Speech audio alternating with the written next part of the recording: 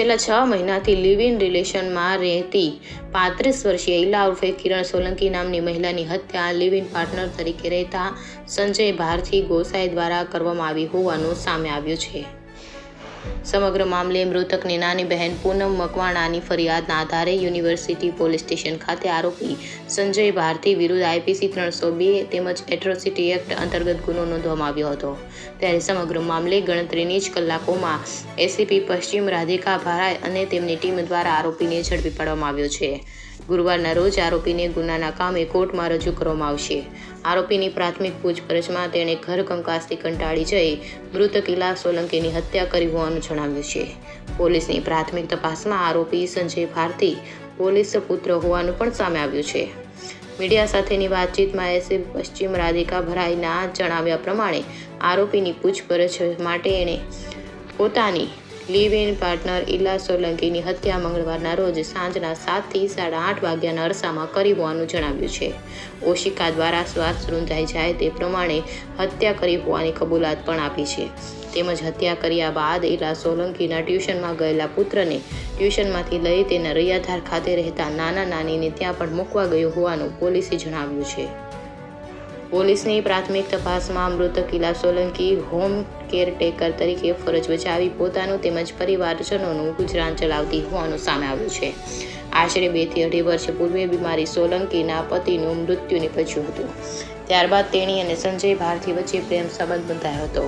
છેલ્લા 5-6 મહિનાથી બંને લિવ ઇન રિલેશનશિપમાં રાજકોટ શહેરના રૈયા રોડ પર આવેલા આરએમસી નિર્મિત ક્વાર્ટરમાં રહેતા હોવાનું સામે આવ્યું છે.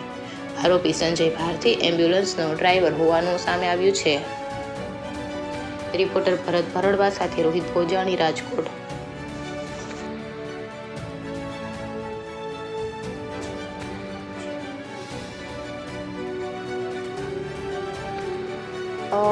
ગઈકાલે એક યુનિવર્સિટી પોલીસ સ્ટેશનમાં હત્યાનો બનાવ બનેલો અને એમાં હત્યાનો ગુનો પોલીસ દ્વારા દાખલ કરવામાં આવેલો છે.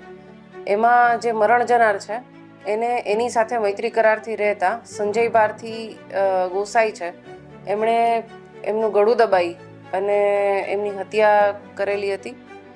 પહેલાં શંકા હતી, શંકાના આધારે જે શકમન છે એને પકડી અમારી ટીમ, પોલીસ સ્ટેશનની ટીમ દ્વારા, અને એની પ્રાથમિક પૂછપરછ કરતાં એણે ગુનો કબૂલેલો હતો. અને બાદ એની જે સંજય ભારતી છે એની મારી જ જાત તપાસનો બનાવ હોય, હું તપાસ કરી રહી છું એની, અને અમારા દ્વારા એની ધરપકડ કરવામાં આવેલી છે.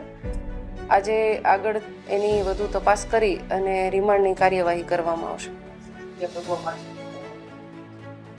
હત્યા કરવાનું પ્રાથમિક કારણ અત્યારે જે આરોપીએ પ્રાથમિક પૂછપરછમાં જણાવેલું છે એ પ્રમાણે બંનેને જે તે સમયે વાસણ સાફ કરવા બાબતે બોલાચાલી થયેલી હતી. બીજા પણ જૂના ઝઘડાઓ હતા, પણ વિગતવાર એની પૂછપરછ કરવાનું હજી તપાસ ચાલુ છે. તો વધુ વિગત મળી એથી જણાવવામાં આવશે.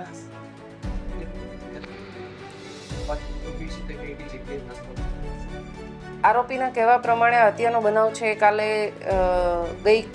ગઈકાલે નહીં પણ પરમ દિવસે રાત્રે સાંજે 7:30 થી 8 વાગ્યાની આસપાસ બનેલો હતો.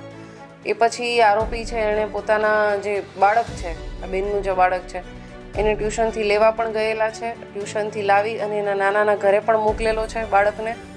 એટલે હત્યા કર્યા પછી આરોપીએ એ બાળક છે એને એના નાનાના ઘરે મોકલી અને પોતે પોતાના કામ ઉપર જતા રહ્યો છે. ના, હાલ એવો કોઈ એનો ગુનાહિત ઇતિહાસ જણાયો નથી.